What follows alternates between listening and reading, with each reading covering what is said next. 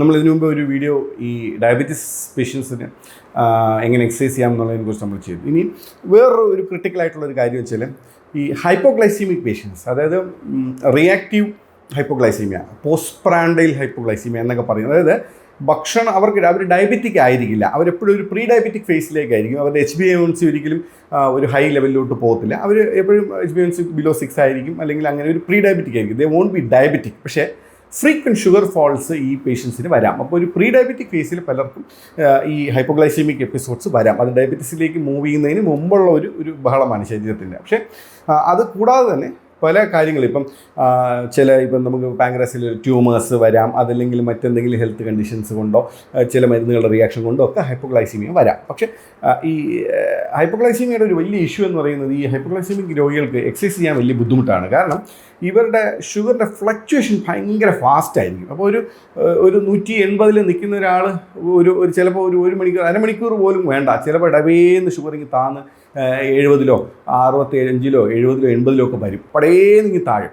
അപ്പം അവർക്ക് ആ പെട്ടെന്നുള്ളൊരു ഫോള് ഈ പേഷ്യൻ്റ് വലിയ പാടായിരിക്കും. ഭയങ്കരമായ തലവേദന വരിക, അസ്വസ്ഥത വരിക. അപ്പോൾ എന്തൊരു വെച്ചാൽ ഇവർ പ്രത്യേകിച്ച് എപ്പോഴും ഒരു ഷുഗർ ലെവൽ ഇത്തിരി ഹൈ ആക്കി നിർത്താൻ ശ്രമിച്ചുകൊണ്ടിരിക്കുക. കാരണം വെച്ചാൽ ഇവർക്ക് ഈ ഫോള് സഹിക്കാൻ വയ്യാത്തതുകൊണ്ട് അങ്ങനെ ആയിരിക്കും ഇവർ മെയിൻറ്റെയിൻ ചെയ്യുന്നത്. അപ്പോൾ എന്തെന്ന് വെച്ചാൽ ഫ്രീക്വൻസി ഓഫ് ഫുഡ് കൂട്ടാൻ നമ്മൾ പറയും. അതായത് ഒരു എവറി 2 hours 3 hours ഫുഡ് കഴിക്കുക, ആ പാറ്റേൺ പഠിച്ചിട്ട്.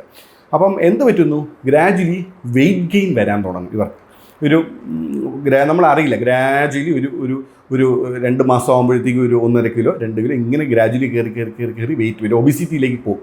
അപ്പം അത് നമ്മൾ എന്തായാലും അത് തടുക്കേണ്ട ഒരു കാര്യം തന്നെയാണ്. അപ്പം കുറച്ച് കാര്യങ്ങൾ നമ്മൾ ശ്രദ്ധിച്ചു കഴിഞ്ഞാൽ നമുക്ക് ഈ എക്സസൈസ് നന്നായിട്ട് ചെയ്യാൻ പറ്റും. അതായത് ഈ ഭക്ഷണം നമ്മളെപ്പോഴും ഒരു ഹൈപ്പോയിലേക്ക് പോകുന്ന ഒരാൾ എപ്പോഴും ഭക്ഷണം കൂടുതൽ കഴിക്കാനായിട്ടുള്ള ടെൻഡൻസി കാണിക്കുക. അത് വേറൊന്നും കൊണ്ടല്ല, അവരുടെ ഭയം കൊണ്ടാണ്. മനസ്സിൻ്റെ ഈ താന്ന് പോകുമ്പോൾ വീണ് പോകുമ്പോൾ എന്നൊരു ഭയം വരും. അപ്പം ഭക്ഷണം കൂടുതൽ കഴിക്കും. അപ്പം അതിനകത്ത് നമ്മൾ എന്ത് ചെയ്യണമെന്ന് വെച്ചാൽ, നമ്മളൊരു സിമ്പിളായിട്ടൊരു കാര്യം മനസ്സിലാക്കേണ്ടത്, ഈ റിയാക്റ്റീവ് ഹൈപ്പോഗ്ലൈസീമിയ എന്ന് പറയുന്നത് തന്നെ എത്ര ഷുഗർ ശരീരത്തിൽ പ്രൊഡ്യൂസ് ചെയ്യുന്നു അതിന് ആനുപാതികമല്ലാതെ അമിതമായിട്ട് ഇൻസുലിൻ പ്രൊഡ്യൂസ് ചെയ്യും.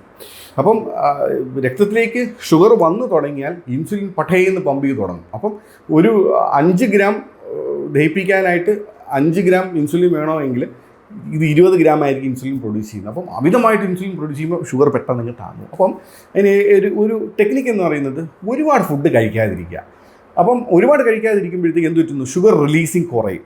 ഇപ്പം ഒരു പഴം നമ്മൾ കഴിച്ചാൽ ആ പഴത്തിൽ നിന്നുള്ള കാർബോഹൈഡ്രേറ്റ് ദഹിച്ച് ബ്ലഡിൽ വരുമ്പോഴത്തേക്കും അതിനനുസരിച്ചുള്ള ഷുഗറെ ബ്ലഡിൽ കയറുള്ളൂ. അപ്പോൾ അതിനനുസരിച്ചായിരിക്കും ഇൻസുലിൻ പ്രൊഡ്യൂസ് ചെയ്യുന്നത്.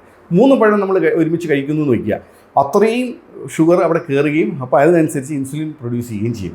ഇതേ സാധനം തന്നെയാണ് നമ്മളൊരു മുട്ടായി കഴിച്ചു കഴിഞ്ഞാൽ ഇതേപോലെ തന്നെ സംഭവിക്കും. ഭയങ്കരമായിട്ട് ഷുഗർ സ്പൈക്ക് ചെയ്തിട്ട് പിന്നെ ടബോന്നിങ്ങി താഴും. അപ്പോൾ അങ്ങനെ അതപ്പം എക്സസൈസിൻ്റെ റിസ്ക് എന്താണ്, ഈ ഫോളിനെ കൂട്ടും എക്സസൈസ്. കാരണം വെച്ചാൽ എക്സസൈസ് വീണ്ടും ഷുഗറിനെ വലിക്കാൻ തുടങ്ങും. അപ്പം എന്തുകൊണ്ടാണ് നമ്മൾ ഒരു പ്രീ ഡയബറ്റിക് ഫേസ് അല്ലെങ്കിൽ റിയാക്റ്റീവ് ഹൈപ്പോഗ്ലൈസീമിക് പേഷ്യൻസ് എക്സസൈസ് ചെയ്യണമെന്ന് പറയുന്നതിൻ്റെ കാര്യം, ഈ ഗ്ലൂക്കോഗൺ എന്ന് പറയുന്ന ഹോർമോണാണ് തിരിച്ച് ഈ ഇൻസുലിൻ്റെ പ്രൊഡക്ഷൻ ഒന്ന് സ്റ്റോപ്പ് ചെയ്ത് തിരിച്ച് നമുക്ക് ഷുഗറിനെ റൈസ് ചെയ്യിപ്പിച്ചെടുക്കുന്നത് ഈ ഗ്ലൂക്കോഗണാണ്. അപ്പോൾ എന്ത് പറ്റും വെച്ചാൽ എക്സസൈസിന് ഗ്ലൂക്കോഗണിനെ സ്റ്റിമുലേറ്റ് ചെയ്യാനുള്ള ഒരു ശേഷിയുണ്ട്.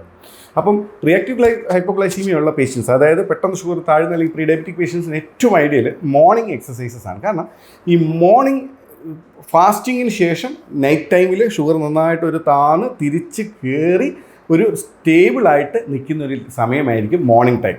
അത് യൂഷ്വലി നമ്മൾ രാവിലെ 6-6:30 തൊട്ട് 8 മണി വരെയുള്ള സമയം ഷുഗർ വിൽ ബി സ്റ്റേബിൾ. ആദ്യത്തെ മീല് വരെ ഒരു ചായ കുടിച്ചാൽ കഥ മാറും, പടേന്ന് ഷുഗർ റൈസ് ചെയ്ത് താഴും. അപ്പം അതിനു മുമ്പ് ആ ഒരു സമയത്ത് ഫാസ്റ്റിങ്ങിൽ നിൽക്കുന്ന സമയത്ത് എക്സസൈസ് ചെയ്യുന്നത് വളരെ നല്ലതായിരിക്കും. പക്ഷേ മേക്ക് ഷുവർ നമ്മൾ ഈ ഭയങ്കരമായിട്ട് ഒരു ഡ്രോപ്പ് വരുന്നവരാണെങ്കിൽ നമ്മൾ CGM മെഷീൻസ്, അതായത് ഈ കണ്ടിന്യൂസ് ഗ്ലൂക്കോസ് മോണിറ്റർ മെഷീൻസ് വയ്ക്കാം. പക്ഷേ മേക്ക് ഷുവർ ഈ മെഷീൻ കറക്റ്റായിട്ട് വർക്ക് ചെയ്യുന്നുണ്ടോ എന്ന് നോക്കുക, ഇല്ലെങ്കിൽ അത് തന്നെ നമുക്കൊരു ബുദ്ധിമുട്ടുണ്ടാക്കും. അപ്പോൾ ആ മെഷീൻസ് വെച്ച് നമുക്ക് കൃത്യമായിട്ട് എപ്പോഴും നമുക്ക് കുത്താതെ തന്നെ നമുക്ക് ഷുഗറിൻ്റെ ലെവൽ അറിയാൻ പറ്റും. രണ്ടാമത്തെ ഒരു കാര്യം, നമുക്ക് ക്ഷീണം ഉണ്ടോ എന്ന് തോന്നണമെങ്കിൽ സ്ട്രെസ്സ് കൊണ്ടും നമുക്ക് തോന്നാം കുറയുന്നു. പക്ഷേ നമ്മൾ എപ്പോഴും ഒരു സിംറ്റമാറ്റിക്കായിട്ട് നമുക്ക് കുറയുന്നു എന്നൊരു ഫീൽ വരുന്നു, വേർക്കുന്നു, അല്ലെങ്കിൽ ചിലർക്ക് സിംറ്റംസ് കാണണമെന്നില്ല. നമ്മളൊന്ന് ചെക്ക് ചെയ്ത് കൊള്ളുക. മോർണിംഗ് ടൈം യൂഷ്വലി ഈ റിയാക്റ്റീവ് ഹൈപ്പോഗ്ലൈസീമിയ ആൾക്കാർക്ക് ഷുഗർ താന്ന് കാണാറില്ല, അവർക്ക് ഒരുവിധം സ്റ്റേബിളായിട്ട് പോകും. മീൽ കഴിക്കുമ്പോഴായിരിക്കും ഇവർക്ക് റേസ് ചെയ്യുന്നത്. അപ്പോൾ മോർണിംഗ് ടൈമിന് നമ്മൾ ഉപയോഗിക്കുക. അപ്പോൾ ആ സമയത്ത് ഒരു 1/2 hour to 45 minutes നന്നായിട്ട് നടക്കാനോ അല്ലെങ്കിൽ എക്സസൈസോ ഒക്കെ ചെയ്യുക. നിങ്ങളൊന്ന് ശ്രദ്ധിച്ച് നോക്കിയാൽ ഈ ഇതൊന്ന് നോക്കിക്കോളൂ. അപ്പം നിങ്ങൾക്ക് തന്നെ അത് മനസ്സിലാവും.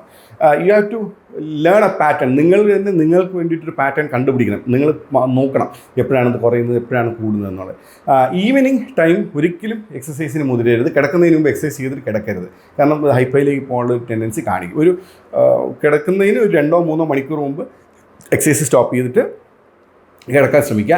ഈ മീൽ എപ്പോഴും ഹെവി മീൽസ് കംപ്ലീറ്റ്ലി അവോയ്ഡ് ചെയ്യുക. എത്രത്തോളം ഷുഗർ പ്രൊഡ്യൂസ് ചെയ്യുമോ അത്രത്തോളം ഇൻസുലിൻ പ്രൊഡ്യൂസ് ചെയ്ത് ഇതിന് ഹൈപ്പോയിലോട്ട് കൊണ്ടുപോകും. അപ്പോൾ ഒരു ബേസ് ലെവലിൽ ആണ് നമ്മൾ ഫുഡ് കഴിച്ച് പോവുകയാണെങ്കിൽ വലിയ കുഴപ്പമില്ലാതെ വെയിറ്റ് ഗെയിനും തടുക്കാൻ പറ്റും, എക്സസൈസും തടുക്കാൻ പറ്റും. ഏറ്റവും ബെസ്റ്റായിട്ടുള്ള എക്സസൈസ് ഒരു സസ്റ്റെയിൻഡ്, ഞാൻ ഈ മുമ്പ് എപ്പോഴും പറയുന്ന പോലെ തന്നെ ഒരു 1/2 hour ആയിട്ടുള്ള ഒരു sustained exercise programme. Walking is very good. അല്ലെങ്കിൽ മൈൽഡ് ജോഗിങ് ചെയ്യാം. ഇങ്ങനത്തെ ചെറിയ കാര്യങ്ങൾ. സ്വിമ്മിങ് ഹൈപ്പോഗ്ലൈസീമിക് പേഷ്യൻസിന് നമ്മൾ ഒരുപാട് റെക്കമെൻഡ് ചെയ്യാറില്ല. കാരണം ഒരു എപ്പിസോഡ് ഓഫ് ഹൈപ്പോഗ്ലൈസീമിയ വെള്ളത്തിലേക്ക് വരുമ്പോഴത്തേക്കും ഇറ്റ് ബിക്കംസ് ഡേഞ്ചറസ്. അപ്പോൾ സേഫ് ആയിട്ടുള്ള ഏരിയയിൽ പറയുക. പിന്നെ എപ്പോഴും carry A card that your hypoglycaemic tendency ഉള്ള ഒരാളാണെന്ന് പറയുക. വീട്ടിലുള്ളവരോടത്തും പറഞ്ഞേക്കുക, ഇങ്ങനെയാണ് എക്സസൈസിന് എനിക്കൊരു ബുദ്ധിമുട്ട് വരുന്നെങ്കിൽ ഒന്ന് ശ്രദ്ധിക്കുക എന്നുള്ളതും കൂടെ പറയുക. പക്ഷേ എക്സസൈസ് ചെയ്യാതെ ഇരിക്കരുത്.